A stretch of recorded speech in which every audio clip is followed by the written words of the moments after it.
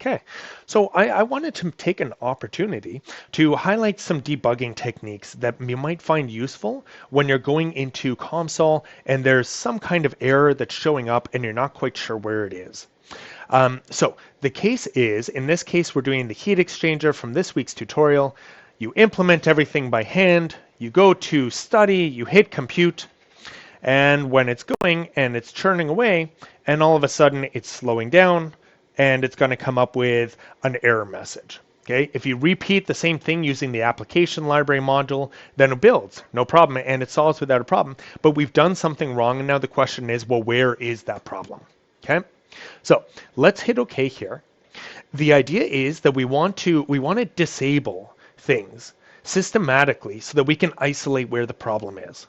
So in this particular case, we have a solid block, which is normal heat conduction, and then we have two fluid domains. If you right click on one of these domains, there's an option to disable it. And what that means is that we're literally turning off that particular domain and the associated physics. And now when we go to study, oops, not update. You don't want to update, you want to recompute. Okay. Now when you go to compute, what you're going to see is that it solves. It doesn't give you the right answer, obviously, because we've knocked out part of the physics, but it still solves. Okay. So let's re-enable. So we know that the problem is somewhere in one of these two domains, either fluid 1 or fluid 2.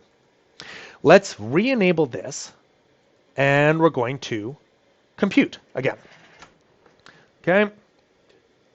Here we go. So the case, what we're trying to do now is just to get it to give us an answer, not necessarily the right answer.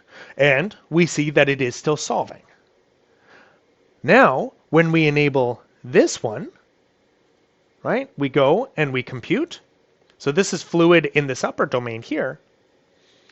We're going to find that the error has mysteriously reappeared.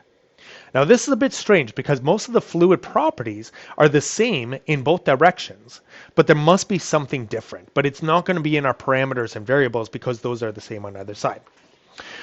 What you have to do now is you have to dig down and you have to find out what the difference is, right? So it's not going to be in your parameters because those are universal. But you did define local variables that are on either side. Now you have to take a very fine-toothed look, and what you end up seeing is this one is missing a negative sign. You would never see it unless you really went through with a fine-toothed comb, but sure enough, once you correct that, everything solves without a problem. So right-click, go to disable, narrow it down where the problem is, and then really search and target your look and target your search there. And good luck.